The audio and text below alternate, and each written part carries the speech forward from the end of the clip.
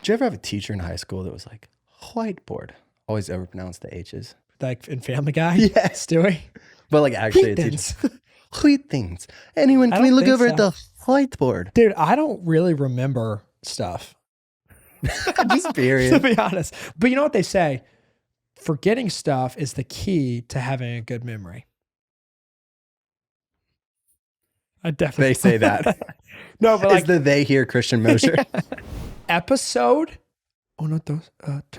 Quattro of Undrafted Amateurs. Joe, how you feeling this morning? Episode 4. Dude, I got up at 5 o'clock this morning. Wow. Yeah. Got some work done. Got a nice Peloton class in. We're here.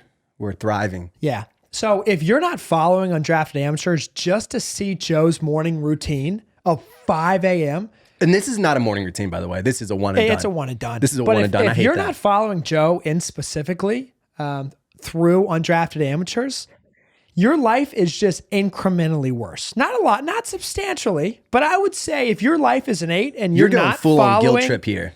If your life's an 8 and you're not following Undrafted Amateurs, it's a 7.6. Not substantial, incremental, but it's worse. I would say, okay, would be great if anyone listening wants to follow us. What I think would be even better, though, is as we're trying to grow an audience, if you like the show and want to share with a friend or two or 4 friends, as you mentioned before this is episode 4, so Quattro friends. Yeah. I think for every time you laugh, you share with 4 friends. So that means at the end of the episode, you should share with 4 friends. With at least 600 to 700. I'm assuming 1 laugh in the episode, then 4 friends. Oh, I'm assuming you're going to laugh 147 times this episode. Well, we'll see about that. Yeah. Do you feel good right now, Joe? Did I feel pretty good? Yeah. Okay. I don't feel as good as you because I didn't nail this weekend's picks because everyone, not just me, thought they were a little outlandish. You know, Eagles by 3 resting Jalen Hurts, but you know what? You were wrong. It was 4 scores. It was. They didn't just rest Jalen Hurts. They rested everyone. Devontae Smith. AJ Brown. Kelsey was on the bench. The rest of the line was on the bench. I mean, I predicted this. And you know why I predicted this? When I was at the Green Bay Packers Philadelphia Eagles game this season in Philadelphia, right? When I was hearing the fans say some things that I wouldn't have repeated to anyone under the age of 42, right? Yeah. I shouldn't even have heard some of the things they were saying about the Green Bay Packers. Woo! But I saw an Eagles team that was just dangerous, right?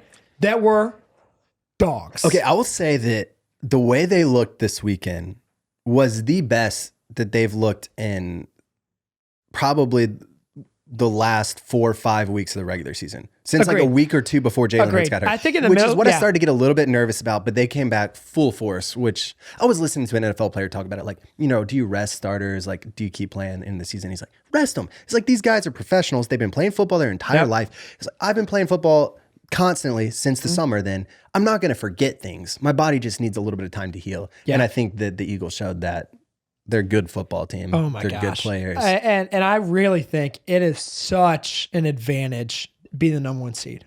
Getting a couple weeks off too. Because, you know, at the end of the season, you've just played 17 games. Yeah, right. And having an extra week off for these players, I think is just huge. Number 1, that's part of the reason why I thought they were going to kill the Giants. Another part is I knew Jalen Hurts was going to play. He wasn't 100%. He even said he wasn't 100%. But even the Eagles head coach, Nick, right?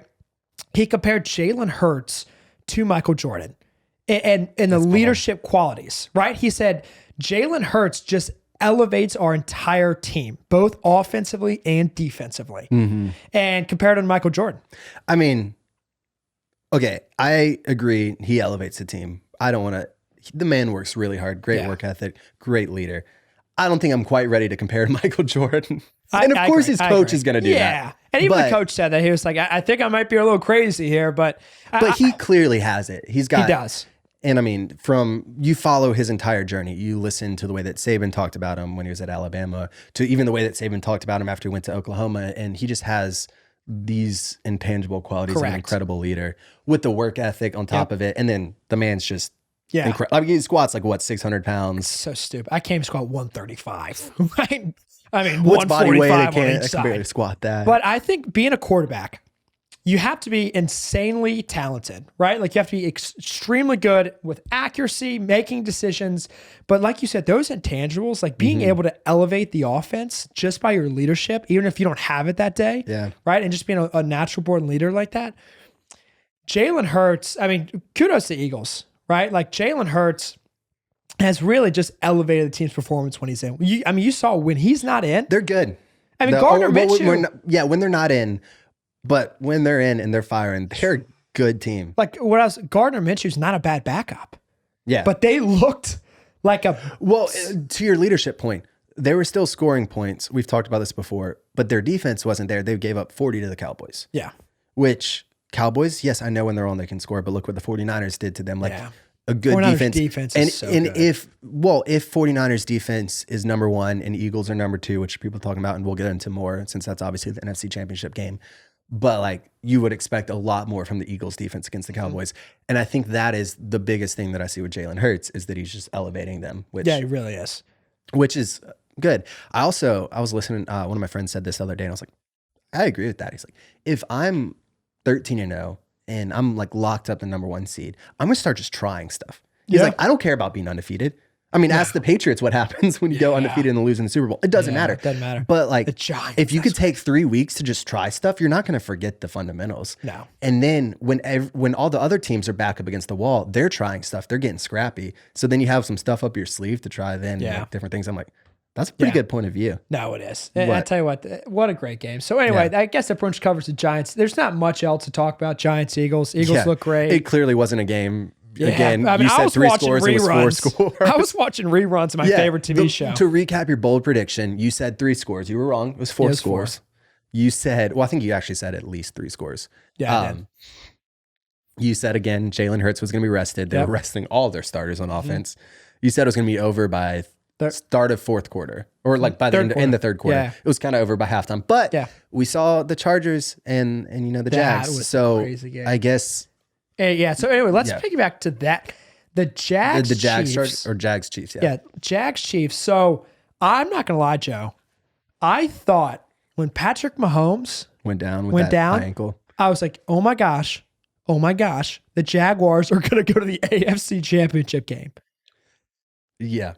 So again, most of this is my bias for not liking Clemson and not liking Trevor Lawrence. Yeah. But I said that they were getting lucky. And people were like, there's no such thing as luck. It's all sweat. If that injury to Patrick Mahomes, I'm like, come on. There's some luck. But I mean, Chad Henne drove him 98 yards and clearly that pissed me off. Like true, I'm not a big Jaguars fan. Like I'm definitely more of a bandwagon Eagles fan. But I'm so pissed off that the Jaguars are put in that situation and they let Chad Henne drive 98 yards and score a touchdown. Like that just pissed me. I almost wanted to never watch a Jags game again. How are you more mad about that than Trevor Lawrence throwing 4 picks? You're like, oh, he throws 4 picks. He's a dog. Well, but then their defense scores allows us touchdown. So here's why. It's all about what? Resiliency and how you overcome adversity. Yes, Trevor Lawrence played awful in his first playoff game, the first half. But the fact that he was down here, he was so low, came back through 4 touchdowns and led the team to a win. I have a lot of respect for that man. I have a lot of respect. Now, if the defense would have allowed that touchdown and then played really well after that. They kind of did, though, for a while. Yeah, but still. Like, they lost. It doesn't matter. It just doesn't matter. Like, if they would have won, right? If the defense would have played decent and they would have won. What if Trevor Lawrence had just done better? Then they would have won. Yeah, you can't, Trevor Lawrence. How do you think he played that game against Chiefs? He played pretty well. He played pretty fine. Yeah. He threw, 2 picks? Maybe 1 pick. Should have thrown another one that was dropped at least. Missed some pretty bad wide open passes. Hit some good ones. Yeah, 1 pick. He played okay. He played fine. One touchdown, 1 pick. I mean, yeah, I agree. But at the end of the day, the thing that pissed me off most about that weekend was the 98-yard drive by Chad Henne. 100%. I don't love the hate. Is it because he's old? Are you being ageist right now? Kind of. Chad Henne just he reminds me of like pasta. All the other quarterbacks. That's just ridiculous. All the other quarterbacks were born in 93 or after. Like Dak was the oldest, and he's going to be 30 this year. And then Chad, he's like pushing 40. Yeah, Chad, I mean. Well, and then obviously Grandpa Brady. I think it just pisses me off so much because the Jaguars had their chance. Like you said, like they got kind of lucky. Mahomes got injured. They pin him down on the 2-yard line. And Chad Henne takes him by the reins. Well, okay, let's pause this and come back when we talk about the AFC Championship. Okay. So let's jump into Bengals Bills. Yep. That game was so disappointing. Yeah, it wasn't even. I mean, seriously, it wasn't even. It was never really a game. So disappointing. I picked the Bills. A lot of that was wishful thinking. I wanted them to win. Yeah. But I thought it was going to be a good game. I almost thought it was going to be a coin flip, and I thought it was going to be back and forth. I thought it was going to be closer. But I was so pumped before. I'm like, it's a snow game. We're coming in. It looks sweet. It did look cool. Okay. And then the Bengals drive down the field. I'm fired up because I want high scoring right now. I'm like, let's go. The Bills came out slow. The Bills came out so slow. And then they have DeMar Hamlin there. Yeah, he was that, which was I'm cool. like, Cool. I'm like, that's going to give them an emotional push. It's going to put them over the edge. Let's go. So I only have one thing to say about this entire game. Right? What you got? There's one thing to say about the Bengals-Bill game. I mean, Joe Burr is people think like it's amazing to me that the Bengals were underdogs. Like I get the Bills are good. I get it. Here's my thing. I think matchup wise, it makes sense why they were. I mean, again, it's record, it's seeding. You're coming in. It's like all else even. You're in Buffalo. You're giving Buffalo the edge. That makes sense to me. I will say Joe Burrow played lights out. Their O-line that everyone had questions about, especially after like the other injury during the Ravens game, they played lights out. Their defense played lights out. Like, yeah, Joe Burrow was on it. But what I was nervous about was that it was going to be positions where Joe Burrow had to be just Joe Burr. And you know what? The rest of the team, they stepped up too. Like, mad props to Joe Burrow, but the rest of the team deserves a lot too. No, 100%. I mean, they held the Bills, I thought, pretty much in check, right? All game. Their defense played really well. But my thing, yes, the offensive line I thought played surprisingly better than we anticipated. But Joe Burrow, I forgot what the average pass he got out was, 2.5 seconds. Like they designed the game plan to get the ball out as fast as possible. But like that's also. There have been a lot of games I've seen where people have to get it out quicker, and a lot of times he's had to get it out quicker. And so, like they did again. I just think the entire Bengals deserve a lot of I agree. props, a lot of so flowers. I heard this. I think Boomer said this. Will Joe Burrow be the first $500 million quarterback? So Lamar Jackson is up. Yes. Who all's up for contract negotiations right now? It's a great question. Because I think that shapes it a lot. Because a lot of it is just based off of the precedent that the last quarterback sets and then going off of it. I mean, very realistically, I think it could be Joe Burrow. Yeah. I think it says Lamar Jackson declined Baltimore Ravens $250 million extension offer. Oh, I didn't see that. So that was in September. Oh, that was a few months ago. That was not the guaranteed money though. I don't think so. Did you see Harbaugh came out with saying that there's 200% chance that the Ravens were going to keep him? That just makes me not believe it. Yeah, no way. He's gone. The fact that you said a 200% chance, just automatically, I don't trust you. That's like saying, how good are you at pool? And you're like, I'm so good. And then you suck, right? Yeah. It's the same thing. It's like, oh, I'm so good. And then it's like, no, you're not. Or Cowboys fans, actually. Yeah. Not. Yeah. No, I'm going to pause. I'm going to pause. Okay. I got a good buddy in Dallas. And he's like, you got to take it easy on the Cowboys. I got no friends in Dallas. Cowboys suck. They'll never win a Super Bowl. They won't win a Super Bowl in the next 25 years. They won't win a Super Bowl ever. Last thing about the Bills, Bengals, and then let's jump to that game. Yeah. Because do you see about Diggs getting so upset with Josh Allen? Like he's on the sideline, like throwing his hands up in front of his face and stuff. Oh, I actually did not see that. Yeah. No. It looked like he was just like fed up with Josh Allen. I don't know. I'm probably, you know how things get blown out of perspective. But it does, I've seen a number of games where he's just getting really annoyed, and I don't know. But he had a great season. Who knows? Is it just wide receivers being a diva, or some wide receivers are divas. Again, talking about wide receivers though. Joe Burr is great, but the Bengals wide receiver core? Yeah, Chase is great. Like, and how young they are. Again, yeah. They're not going to be able to keep him because salary cap's going to be an issue, but right now. Yeah. That's true. I mean, Burrow's always had some pretty good weapons around him, but he's arguing. I mean, really, you have to compare him a little bit to Tom Brady. Obviously, like Tom Brady has so many more accolades and so many more impressive seasons, but his calmness and collectedness in the pocket, like it's just like watching a ballet dancer. I mean, it really is. He's great, and I can tell that you're not a big fan, but eventually you're gonna like the guy. I'm a bandwagon Joe Burrow fan as well. Cowboys, gotta give them some flowers. They played pretty well. By far the best game of the weekend. So personally, I have a lot of friends, Joe, who are Cowboys fans, and I will say this one time and one time only: the Cowboys will never be good under Jerry Jones. Okay, I'm glad you brought this up because I want to talk about Jerry Jones as an owner. I think there's no chance. I think as long as Jerry Jones is an owner, there's no chance. Well, I saw that I think this morning I saw that he said he's keeping Mike McCarthy for next year. That's what he says. That's what he says. But the fact that he's got two 12-win seasons, bringing him to the playoffs twice, and then he's on the chopping block, how do you expect to bring in like a Sean Payton? Why would Sean Payton want to go to the Cowboys when you've got an owner that acts like he's the GM, like he has so much say on everything? It's just like at some point you got to look and be like, I've brought in a lot of talent and stuff. Am I possibly the problem? Correct. So I have some unpopular opinions here about the Cowboys. Like we just said, I don't think Jerry Jones they will win a Super Bowl under Jerry Jones. I also think Dak Prescott is not a top 10 quarterback. So I think in the regular season, or in some games he had a great game against the Bucs. He did. They were calling it probably his career defining game. Like he had a really good playoff game. The problem is, what did he do against and don't get me wrong, 49ers have great defense. But he looked like a college quarterback. I think I wouldn't say that he looked like a college quarterback. I think a lot of it was the defense.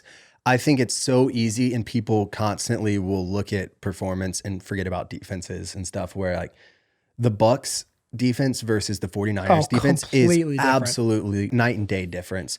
I think Dak played fine.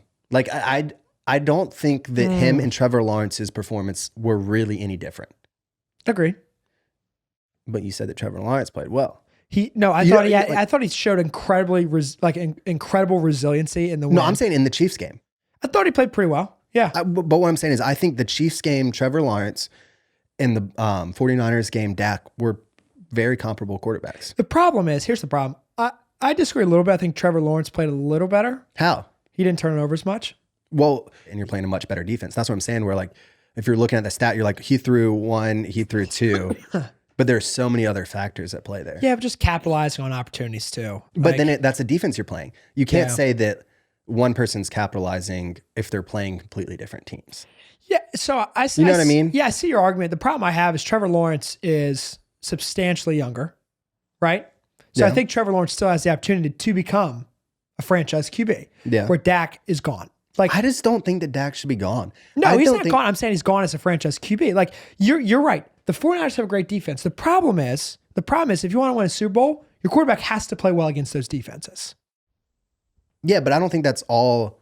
I think there's a lot of things at play. I think, and maybe I'm an idiot for saying this, but I think that the pressure that Dallas puts on the players to be at this level where you're gone again, I don't think that necessarily brings the best out of people always. Agreed. Like you can talk about it, but like if you're scared that if you make a bad pass, you're going to lose your job versus you look at Trevor Lawrence and Doug Peterson's coming to him and he's like, hey, you know what? Like we need you. Or like they're cracking jokes. He's like, did you see this? He's like, one of the, like, I think the QB coach was coaching the Panthers in the playoffs when Jake Delhomme threw 5 picks. So he's like, it's me, not you. And it's like, you create that environment, you create the resiliency to bounce back. Yes. If you're like, oh, if you throw another pick, you're done. Yes. You're not going to make the throws you need to make. Which goes back to what we were saying earlier about Jerry Jones. I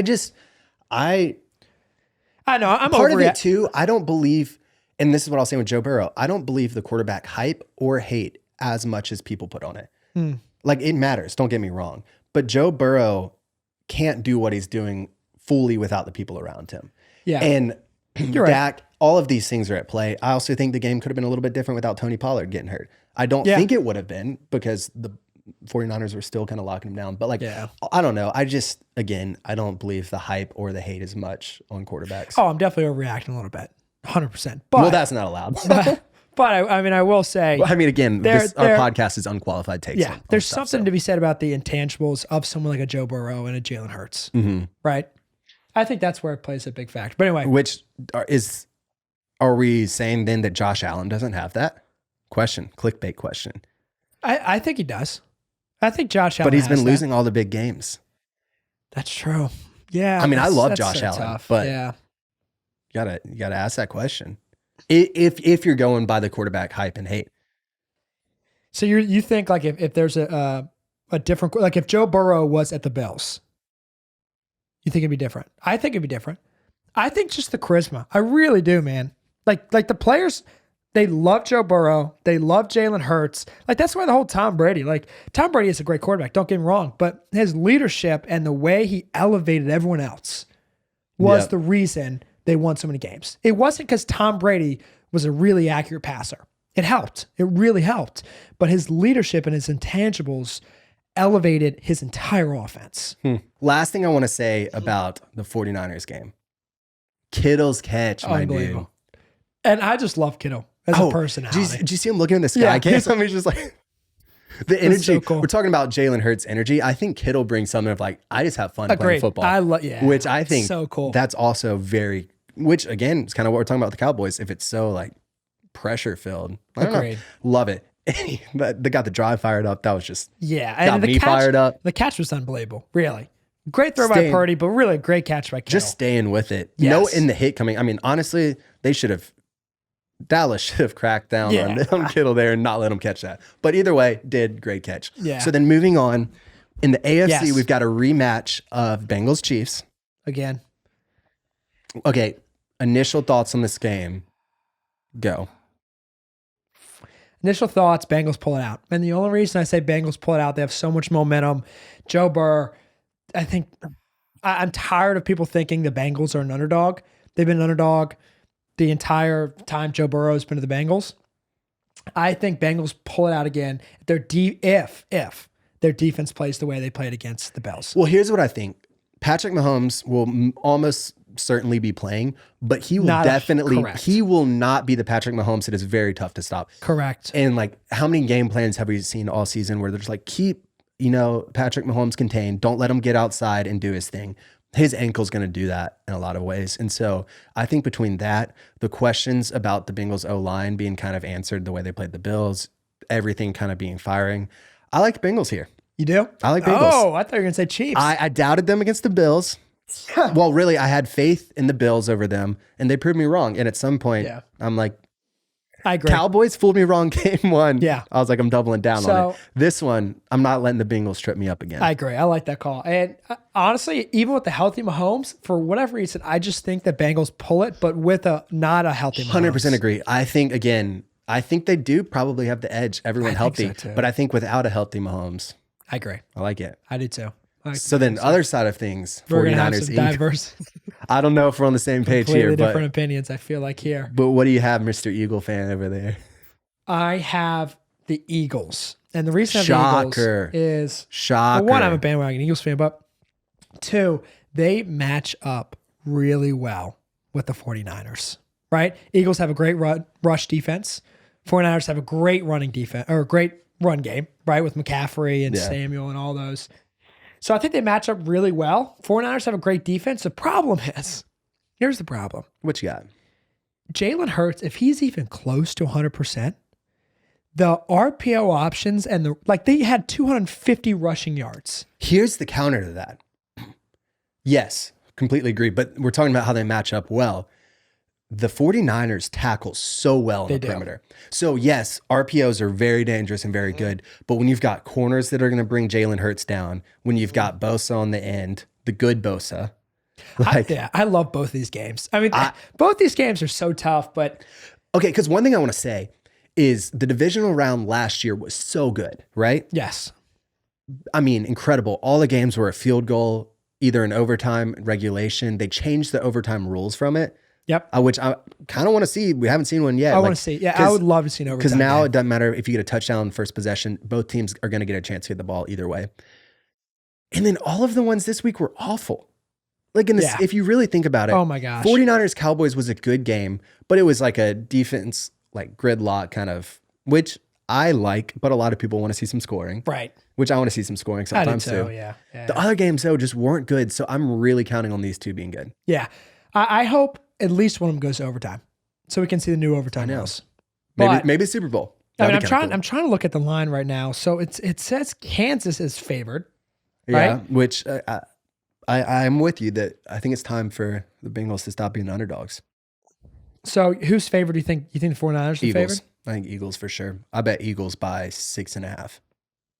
2.5. 2.5. That's way closer than I was expecting. Yeah, I'm going Bengals, Eagles.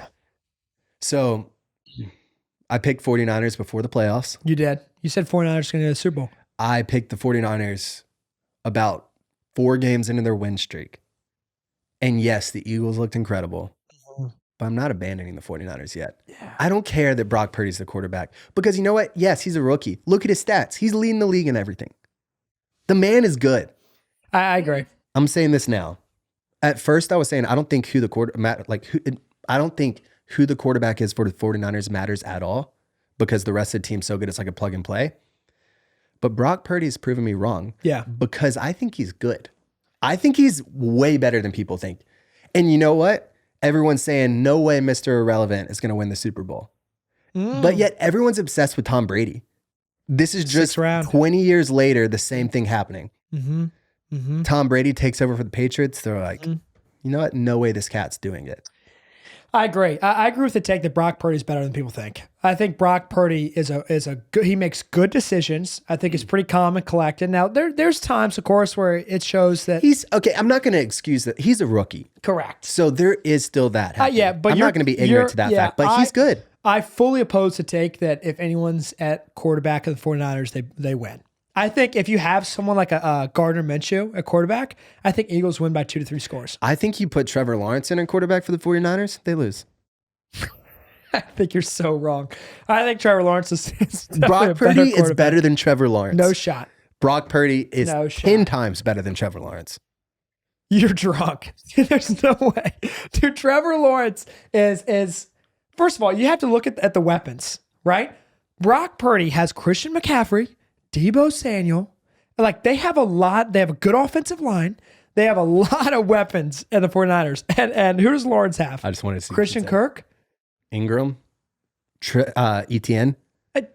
Etienne? Okay. You can't consider him a great weapon. Like, have you seen him in the open field at all?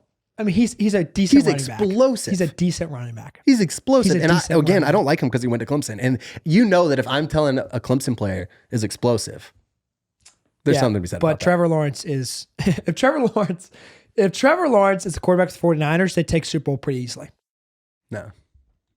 Okay. Well, agree to disagree. All right. Let's do a little 1 minute news. Okay, I like that. Switching the tops. Speaking of Trevor Lawrence, Avatar surpasses $2 billion in ticket sales. Yep. The 49ers and the Eagles are set to face off in the NFC Championship, while the Bengals and the Chiefs are having a rematch in the AFC Championship. Second year in a row. The U.S. fields 3 men in the quarterfinals of the Australian Open. That's pretty cool. That's huge. Biden is apparently appointing a new chief of staff, Jeff. So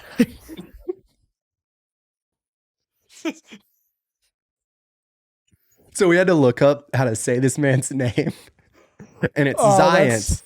And so I spelled it. I couldn't hold it together. Science with the C, so the Christian would know. All right, we'll do it. All right. In tennis news, U.S. fields 3 men in the Australian Open quarterfinals, 3 of 8. Biden is set to appoint a new chief of staff, Jeff Zients, according to multiple sources inside the White House. And then in heavy news, in California, there was a shooting where 10 people were killed. In accordance to recent tech layoffs, Google is said to lay off another 12,000 employees. Dude, what do you think of all these tech layoffs? You have Amazon, you have Salesforce, you have Google. I mean, dude, it is. It kind of begs the question, like in 2020, people were just hiring to hire, Yeah. Like these big companies were, at least. They were like, we need the talent, right? Like I even heard someone like it's like friend of a friend, but some people that got hired, by Google, and they're like, we don't even have jobs for these people.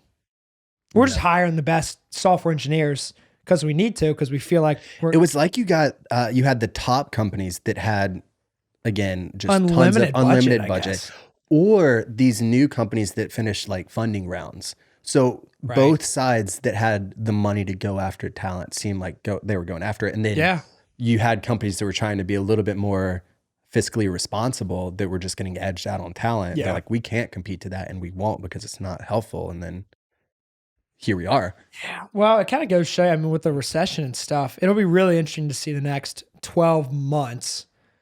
What happens with inflation? What happens with interest rates? Okay, so how much, hypothetically, if we're speculating here, if we broke it down and saying some of it is planning for a financial downturn, which I think's for sure there, we're saying that some of it was results of overhiring. Correct. And so this just doesn't make sense. Yes. No matter the economy. And then I'm thinking like the way that ChatGPT's been, like how much of it do we think, especially since it's tech, is something that they just think that AI can replace? Or is that even not at all a factor? So I think the first two that you said, I think they overhired for sure. And I think that businesses get really worried come about recessions because they have to report, especially publicly traded companies, report to their stakeholders and stockholders, and everything is about the numbers. Yeah. Right. So they're cutting expenses, but so ChatGPT, GPT. Well, okay. Is it GPT? I always say GBT, but it's GPT. GPT. For the record, I'm not saying that ChatGPT is necessarily replacing these jobs, but like AI as a whole. Yeah. I think it's kind of getting there, right? Like you see, ChatGPT is obviously a great example about it's taken out a lot of content marketing. It's taken out, just some basic functions. Now, you still have to have creative thinking, and you still have to have communication skills. And so I don't think like that tool necessarily is going to take out many jobs at all. But like you said, to piggyback off it, AI, it'll be interesting the next 5-10 years. I think this is where people get confused. Yes, I think it's going to take away jobs, but it's also going to create more.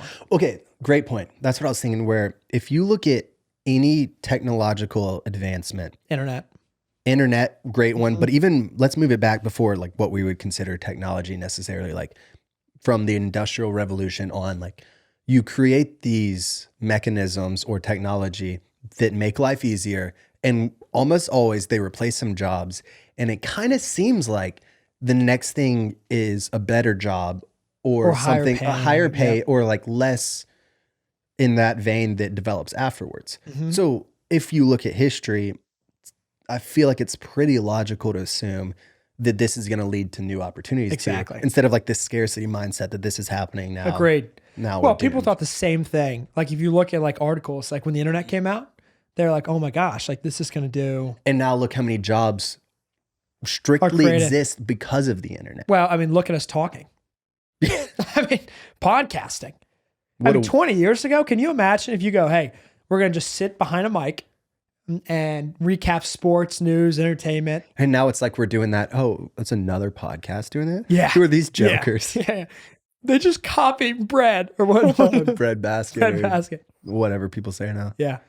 Well, anyway, that was just kind of food for thought. Yeah. So moving forward to Florida Man Challenge, which is, man, it's my fun. Favorite segment.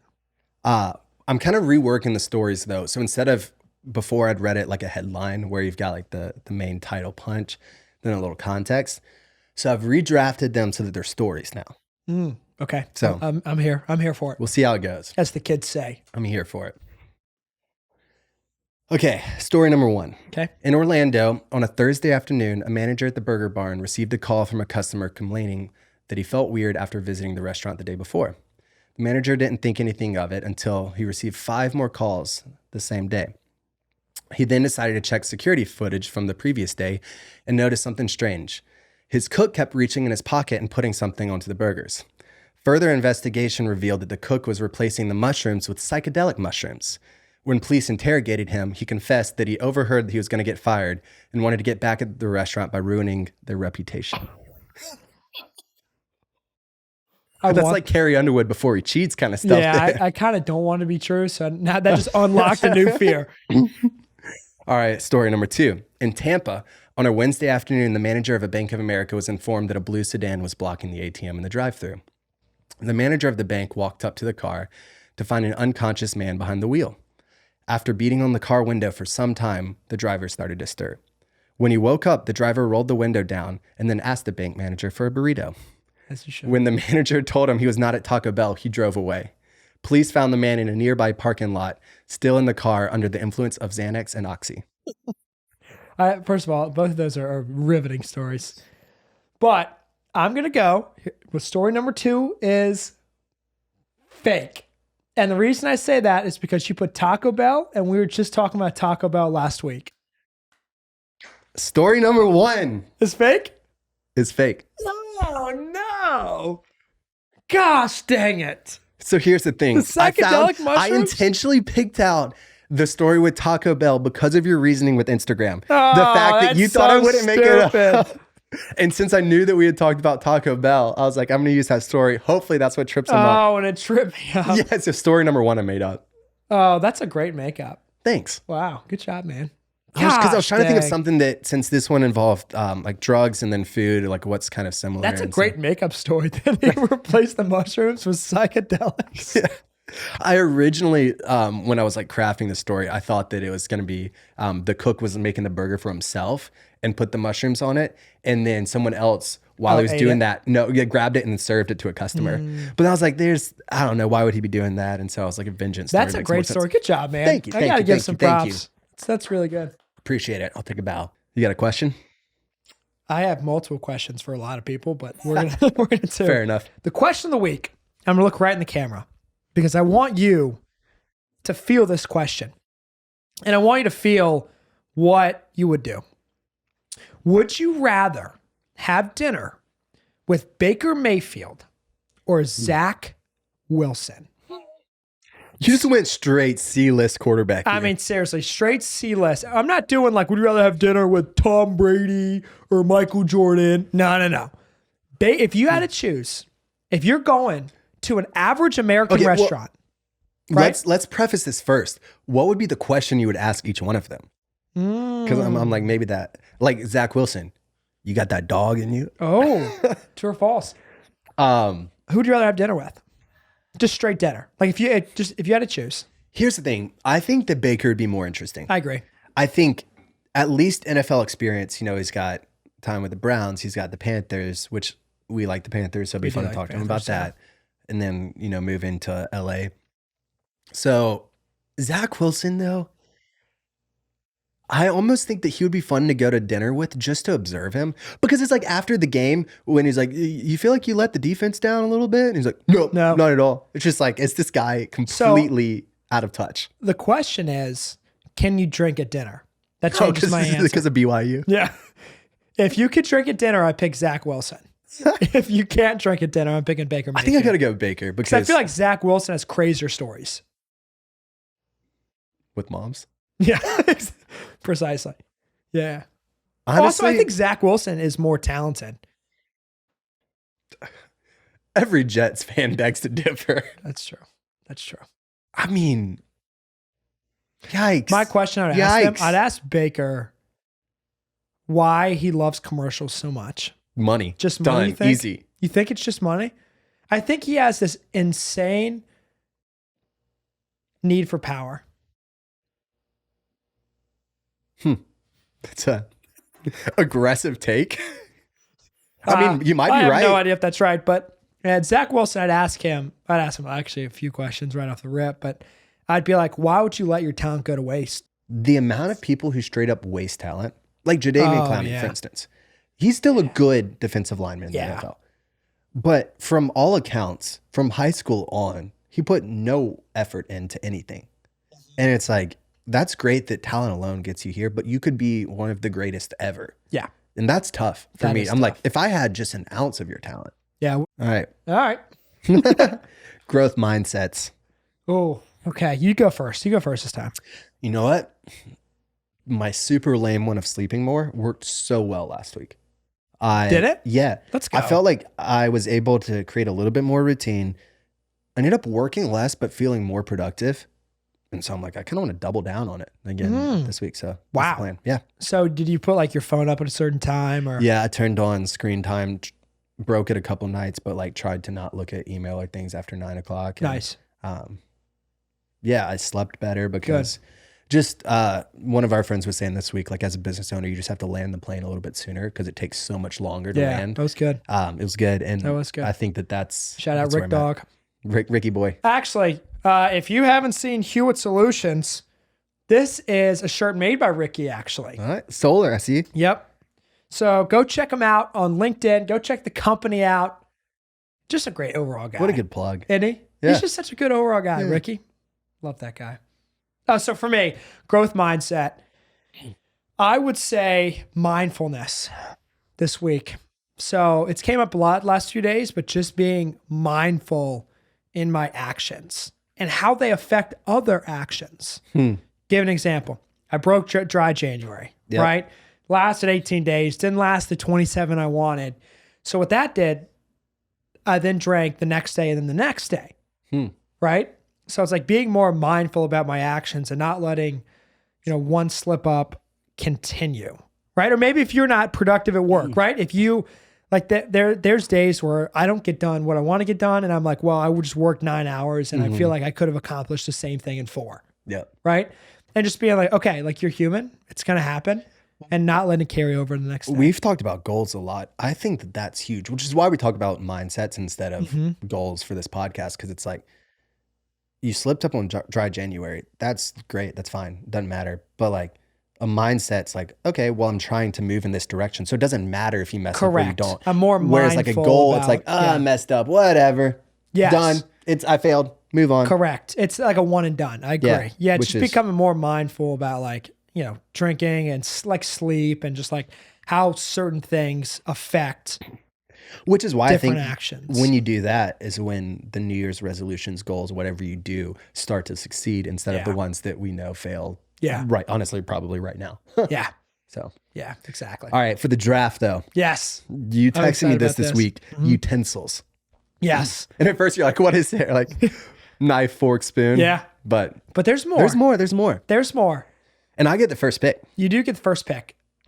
Should we do 5 or should we do 3? Let's do 5. Oh, okay. Let's do 5. I don't know if I can come up with 5 utensils. So pick one for me. Spork. Spork. Bojangles. Yeah. Why do people not like Bojangles that much? Chicken. I feel like that's a clear winner. Yeah. Anyway, pick one for me would be a knife. You can stab your food. You can cut your food. You can think about classic medieval times. You're eating with a knife. Yeah. All right. Well, you're drunk. I'm going to go spoon.